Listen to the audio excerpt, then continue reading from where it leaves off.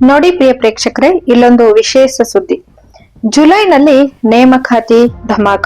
ಏನಪ್ಪಾ ಅಂತಂದ್ರೆ ಯಾವ್ಯಾವ ಹುದ್ದೆಗಳಿಗೆ ಇಲ್ಲಿ ನೇಮಕಾತಿ ಅಧಿಸೂಚನೆಯನ್ನ ಹೊರಡಿಸಿದ್ದಾರೆ ಅಂತಂದ್ರೆ, ವಿವಿಧ ಇಲಾಖೆಗಳಲ್ಲಿನ ಪ್ರಥಮ ದರ್ಜೆ ಸಹಾಯಕರು ಅಂದ್ರೆ FDA, ನಾನಾ ಇಲಾಖೆಗಳಲ್ಲಿನ ದ್ವಿತೀಯ ದರ್ಜೆ ಸಹಾಯಕರು ಅಂದ್ರೆ SDA, ಪದವಿ ವಿದ್ಯಾರ್ಹತೆಯ ಗ್ರೂಪ್ C ಹುದ್ದೆಗಳು.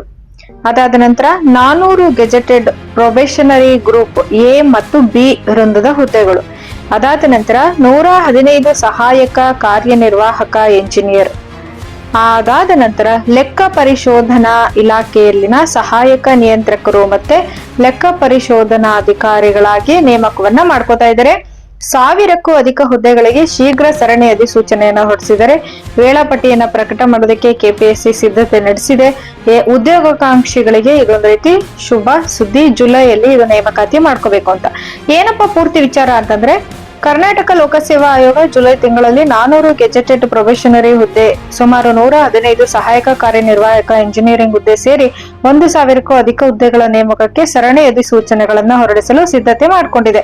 ತ್ವರಿತವಾಗಿ ನೇಮಕಾತಿ ಪ್ರಕ್ರಿಯೆ ಕೈಗೊಳ್ಳಲು ನೀಲಿ ನಕ್ಷೆ ರೂಪಿಸಿಕೊಂಡಿರುವ ಆಯೋಗ ಗ್ರೂಪ್ A ಮತ್ತು B ಹುದ್ದೆಗಳ ಜೊತೆಗೆ ವಿವಿಧ ಸಚಿವಾಲಯ ಮತ್ತು ಇಲಾಖೆಗಳಲ್ಲಿ ಖಾಲಿ ಇರುವ ಪ್ರಥಮ ದರ್ಜೆ ಸಹಾಯಕ, ದ್ವಿತೀಯ ದರ್ಜೆ ಸಹಾಯಕ ಮತ್ತು C ಗುಂಪಿನ ಹುದ್ದೆಗಳು ಸೇರಿದಂತೆ ಸಾವಿರಾರು ಹುದ್ದೆಗಳಿಗೆ ಕಾಲಮಿತಿಯ ನೇಮಕ ಪ್ರಕ್ರಿಯೆಯನ್ನು ಪೂರ್ಣಗೊಳಿಸಲು ತಯಾರಿ ನಡೆಸಿದೆ.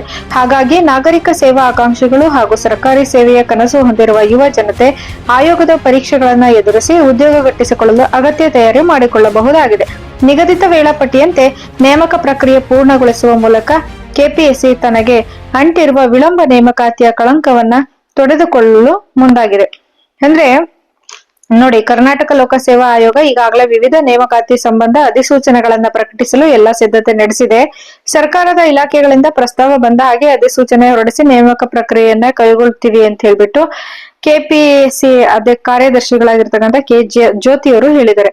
ಈ ಮಧ್ಯೆ ಏನಾಗಿದೆ ಅಂದ್ರೆ, 2024ನೇ ಸಾಲಿನ 384 ಗೆಜೆಟೆಡ್ ಪ್ರೊಬೇಷನರಿ ನೇಮಕ ಪ್ರಕ್ರಿಯೆ ಅಂತಿಮ ಘಟ್ಟ ತಲುಪಿದೆ. ಸಂದರ್ಶನ ಪ್ರಕ್ರಿಯೆ ಮುಗಿದು ತಾತ್ಕಾಲಿಕ ಆಯ್ಕೆ ಪಟ್ಟಿ ಕೂಡ ಸಿದ್ಧವಾದ್ರೂ ಕೂಡ ಆಯೋಗಕ್ಕೆ ಅದನ್ನ ಪ್ರಕಟಿಸಲಾಗ್ತಾ ಇಲ್ಲ. ಯಾಕಂದ್ರೆ ಮೀಸಲು ವಿವಾದ ಪ್ರಕರಣದಲ್ಲಿ ಫಲಿತಾಂಶ ಪ್ರಕಟಣೆ ಹೈಕೋರ್ಟ್ ನಿರ್ಬಂಧ ವಿಧಿಸಿದೆ. ಕಳೆದ ವಾರ ಆಯೋಗ ಹೈಕೋರ್ಟ್ ವಿಭಾಗೀಯ ಪೀಠಕ್ಕೆ ಮನವಿ ಮಾಡಿದ್ರೂ ಕೂಡ ಅನುಮತಿ ನೀಡಿಲ್ಲ.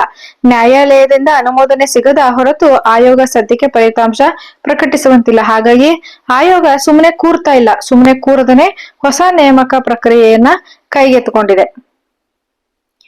ನೋಡಿ ಫ್ರೆಂಡ್ಸ್, ಏನ್ ಗೊತ್ತಾ, 50% ಮೀಸಲು ಆದೇಶಕ್ಕೆ ಒಳಪಟ್ಟು ಹೊಸ ನೇಮಕಾತಿ ಅಧಿಸೂಚನೆಗಳನ್ನ ಹೊರಡಿಸೋದಕ್ಕೆ ನ್ಯಾಯಾಲಯದಿಂದ ಸದ್ಯ ಯಾವುದೇ ತಡೆ ಇಲ್ಲ. ಹಾಗಾಗಿ ಆಯೋಗ ಈಗಾಗಲೇ ಜೂನ್ 5ರಿಂದ ಯಾವ್ಯಾವ ಇಲಾಖೆಗಳ ಸಂಬಂಧ ನೇಮಕ ಪ್ರಕ್ರಿಯೆ ಆರಂಭಿಸಲಾಗುವುದು ಅಂತ ಹೇಳ್ಬಿಟ್ಟು ತಾತ್ಕಾಲಿಕ ಪರೀಕ್ಷಾ ವೇಳಾಪಟ್ಟಿಯನ್ನ ಪ್ರಕಟ ಮಾಡಿದ್ದಾರೆ. ಈಗ ಅಂತಿಮ ವೇಳಾಪಟ್ಟಿ ಸಿದ್ಧಪಡಿಸುವ ಪ್ರಕ್ರಿಯೆಯಲ್ಲಿ ತೊಡಗಿದ್ದಾರೆ. ತಾತ್ಕಾಲಿಕ ವೇಳಾಪಟ್ಟಿಯಂತೆ ಜುಲೈ ತಿಂಗಳಲ್ಲಿ ಬಹುತೇಕ ಎಲ್ಲಾ ನೇಮಕಾತಿಗಳ ಅಧಿಸೂಚನೆಗಳು ಹೊರಬೀಳ್ತವೆ. ವಿವಿಧ ಇಲಾಖೆಗಳಿಂದ ಪ್ರಸ್ತಾವ ಸ್ವೀಕರಿಸಿದ ಕೂಡಲೇ ಆಯೋಗ ನಿರ್ದಿಷ್ಟ ಹುದ್ದೆಗಳನ್ನ ಭರ್ತಿ ಮಾಡೋದಕ್ಕೆ ಪರೀಕ್ಷಾ ದಿನಾಂಕ ಸೇರಿ ಇಡೀ ನೇಮಕ ಪ್ರಕ್ರಿಯೆಯ ನಿರ್ದಿಷ್ಟ ವೇಳಾಪಟ್ಟಿಯ ಅಧಿಸೂಚನೆಗಳನ್ನ ಪ್ರಕಟ ಮಾಡ್ತಾರೆ. ಅದಕ್ಕಾಗಿ ಆಯೋಗ ಏನೇನು ಸಿದ್ಧತೆಗಳು ಬೇಕೋ ಅವುಗಳನ್ನ ಮಾಡ್ಕೋತಾ ಇದೆ ಅಂತ ಹೇಳ್ಬಿಟ್ಟು ಆಯೋಗದ ಕಾರ್ಯದರ್ಶಿ ಜ್ಯೋತಿ ಅವರು ತಿಳಿಸಿದ್ದಾರೆ. ಇಲ್ಲಿ ಏನು ಅಂದ್ರೆ 3 ವಿಧಾನಗಳ ಪರೀಕ್ಷೆಯನ್ನ ಮಾಡ್ತಾರೆ. ಆಯೋಗ ಖಾಲಿ ಹುದ್ದೆಗಳನ್ನ ತುಂಬಲು 3 ವಿಧಾನಗಳ ಪರೀಕ್ಷೆ ಪದ್ಧತಿ ಅನುಸರಿಸ್ತಾರೆ. ಅದೇನಂದ್ರೆ, ಮೊದಲನೆಯದಾಗಿ ಗ್ರೂಪ್ A ಮತ್ತು B ಹುದ್ದೆಗಳಿಗೆ ಪೂರ್ವಭಾವಿ ಮುಖ್ಯ ಪರೀಕ್ಷೆ ಹಾಗೂ ಸಂದರ್ಶನ ಪ್ರಕ್ರಿಯೆಗಳನ್ನ ನಡೆಸ್ತಾರೆ. ಎರಡನೆಯದಾಗಿ ಕೆಲವು ಇಲಾಖೆಗಳ A ವೃಂದದ ಹುದ್ದೆಗಳಿಗೆ ಕೇವಲ ಪರೀಕ್ಷೆಗಳನ್ನು ನಡೆಸಿ ಜ್ಯೇಷ್ಠತೆ ಆಧಾರದಲ್ಲಿ ಭರ್ತಿ ಮಾಡಲು ಕ್ರಮ ಕೈಗೊಳ್ಳುತ್ತಾರೆ.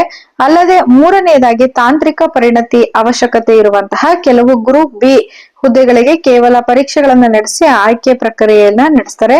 ಆಯೋಗ ಈ ರೀತಿಯಾಗಿ ಸಿದ್ಧತೆಯನ್ನ ಮಾಡ್ಕೊಂಡಿದೆ. ಒಟ್ಟಾರೆ ಡಿಸ್ಕ್ರಿಪ್ಟಿವ್ ವಿಧಾನದ ಎಲ್ಲಾ ಪರೀಕ್ಷೆಗಳನ್ನ ಆಯೋಗ ನಡೆಸಬೇಕು ಮತ್ತು OMR ಪದ್ಧತಿಯಲ್ಲಿ ಉತ್ತರಿಸುವಂತಹ ಪರೀಕ್ಷೆಗಳನ್ನ ಕರ್ನಾಟಕ ಪರೀಕ್ಷಾ ಪ್ರಾಧಿಕಾರ KEA ನಡೆಸಬೇಕು ಅಂತೇಳಿ ಸರ್ಕಾರ ಸೂಚನೆಯನ್ನ ನೀಡಿದೆ. ಹಾಗಾಗಿ ದಯವಿಟ್ಟು ಯಾರ್ಯಾರು ಉದ್ಯೋಗಾಕಾಂಕ್ಷಿಗಳಿದ್ದೀರಾ, ಈ ಜುಲೈ ತಿಂಗಳಲ್ಲಿ ಉದ್ಯೋಗವನ್ನ ಪಡ್ಕೊಳ್ಳಿ, ಜೀವನದಲ್ಲಿ ಸೆಟ್ಲ್ ಆಗ್ಲಿ, ಆಲ್ ದ ಬೆಸ್ಟ್ ಅಂತ ಹೇಳೋದಕ್ಕೆ ಇಷ್ಟಪಡ್ತೀನಿ. ಜುಲೈಯಲ್ಲಿ ನೇಮಕಾತಿಯ ಧಮಾಕ ಇದ್ದ ವಿಚಾರ ಇದಿಷ್ಟು. Thank you.